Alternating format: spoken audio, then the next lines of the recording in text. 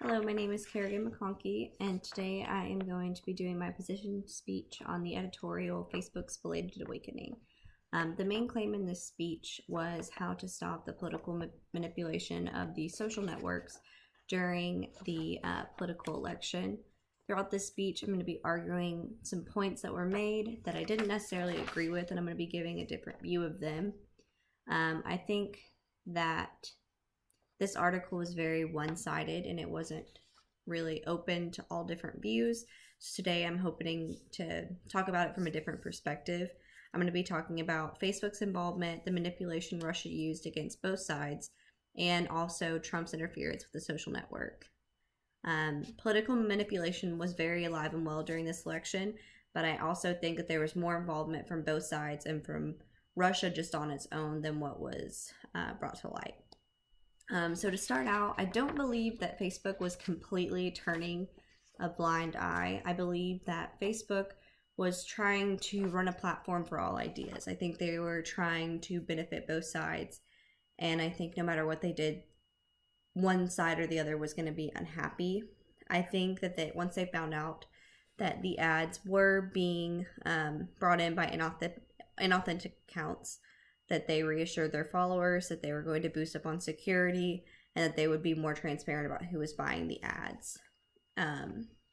Another point that I would like to bring up is that Russia's involvement seems to be about pushing both parties against each other. I think that a lot in this article, they kind of make it seem like more of the Republican side where the Russians were using them to boost Trump's followers and tear down Hillary.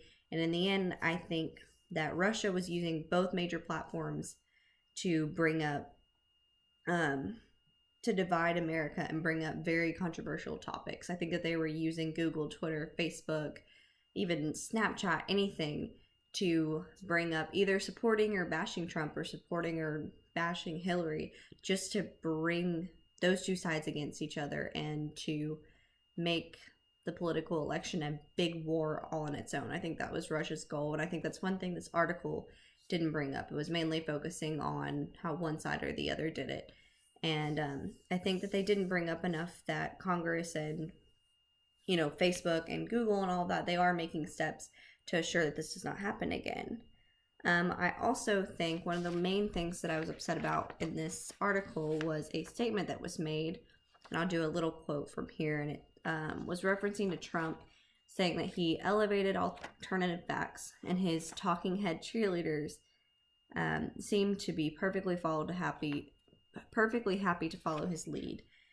Being a Trump supporter, I don't agree with this statement.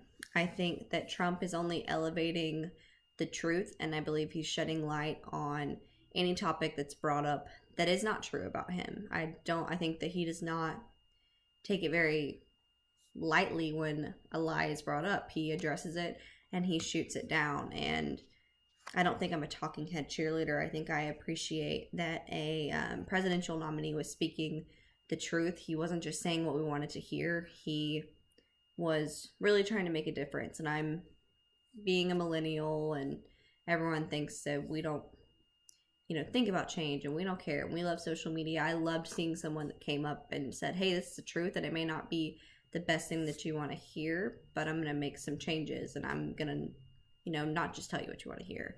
I think that Trump has always addressed lies and said the truth, whether it made people happy or not. Like I said, I think that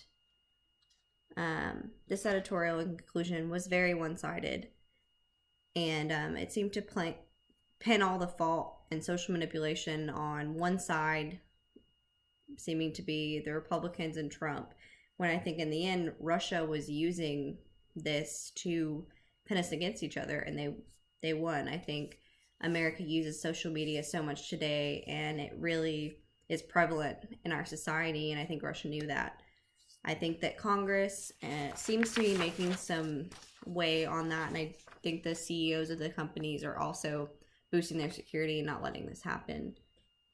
In the end, I think that this was a good editorial. I just think it was a little one-sided. And thank you for listening.